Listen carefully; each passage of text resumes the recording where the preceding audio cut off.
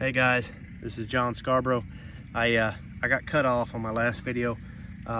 Anyway, I was talking about the common and the Bermuda here in where we're growing at, and our take on how well it's doing as a winter stockpile.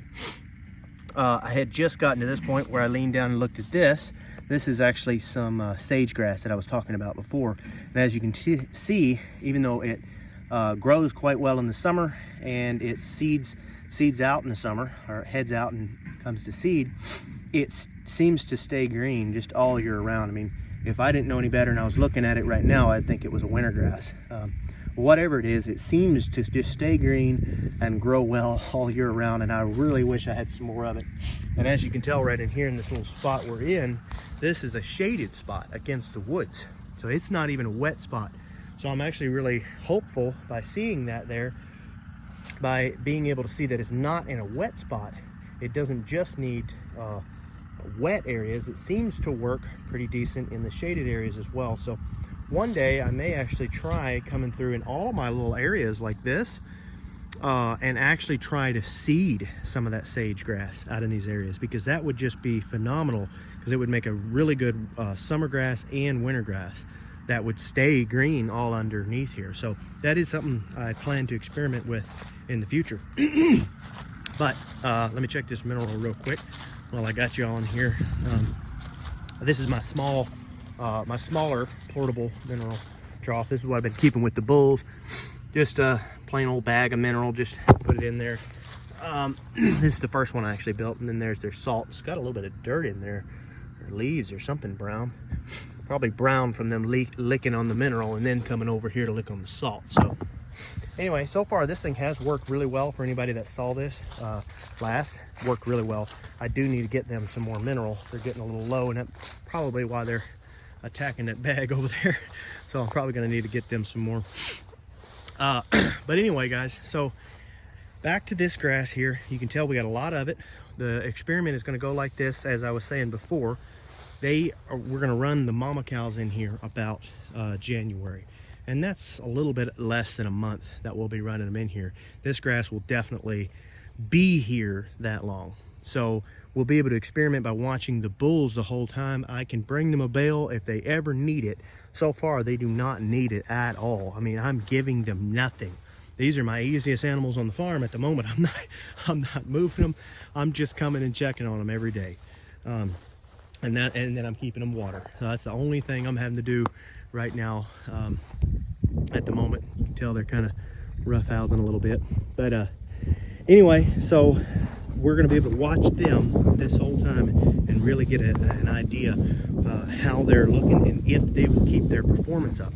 If they can keep looking good without me having to give them anything at all, or even if I had to supplement them on a really cold day, then I would say the experiment has been pretty good so far.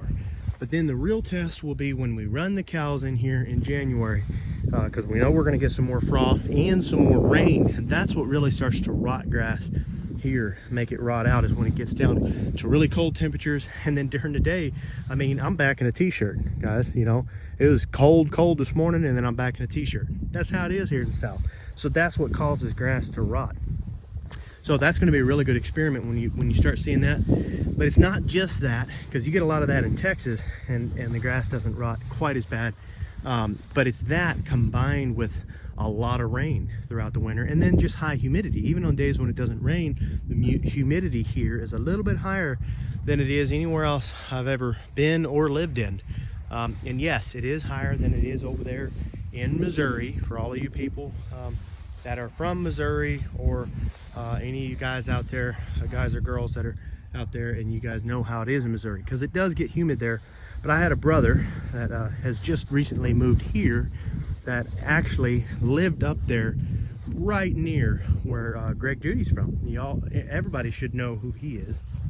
He talks a lot about stockpile. If you don't know who he is, you can go check him out. He's got a lot of really cool stuff on there.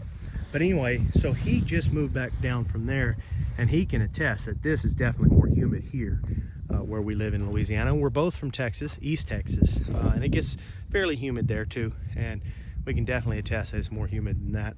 But I've actually done some work in Pennsylvania. We both have, back when I was welding and traveling. A lot of people say that's quite humid. So far, this has been the most humid place that I've been. Consistently humid is what I mean to say, here in Louisiana. So it's good for growing, but in the wintertime, it sure will bring some rot to your grass that if you're trying to do any stockpile. So it is really going to be a big test, guys, when I bring them cows in here. So y'all be looking forward to that video come January 1st or somewhere in that time. It may go all the way up to January, you know, it might be a week after, we'll see. It just depends on how the rotation ends up. But anyway, sometime around that point, we will end up bringing them in here. And if those cows come in here and they end up eating all this down and they're not needing any hay, then we will know that this will be definitely some good grass. And if they eat it and they stay looking good, okay, and I'm gonna kind of, I'll see how the experiment will progress based on what their performance is. If they start eating it down and they look really, really good, I may run them in here for just a day or two, or maybe 3, and let them bring it down about 6 inches above the ground, and then I may bring them back out and then actually experiment again, bringing them back in maybe another 30 days. If it will last to January, I'm going to be happy, okay? But if it lasts to February, guys, that's pretty much that's the test for me. That's going to tell me everything, because come March, that's when our winter grasses start coming in, and a lot of our winter grasses start really getting high, is what I mean.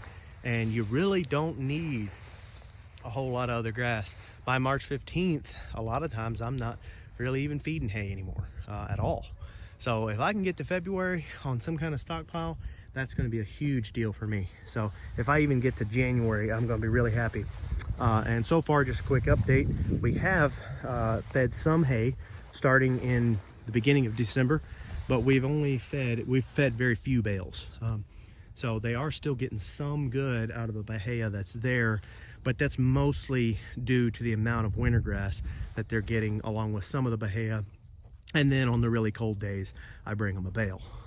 So that's, you know, a little bit between, but that's still a lot better than we've done before, and it seems to get better and better every year. So guys, I appreciate y'all listening to me ramble on. If you do like these kinds of videos, don't forget to like and subscribe to this channel for more of this stuff. We're going to be experimenting and doing lots of different things, and we do welcome comments. If anybody can let us know what their experience is in some of this winter stockpile in the South, okay, because it's a big difference. I don't care what you say, it's a big difference. All right, if you don't think it's a big difference, then you show me you raising cows and you've been doing it for several years and you live in the South in the same area that I do, and you show me how you do it, because I want to know. That's not me being cocky, so to speak. I seriously, if you can do it, I want to see you do it, because I want to know how.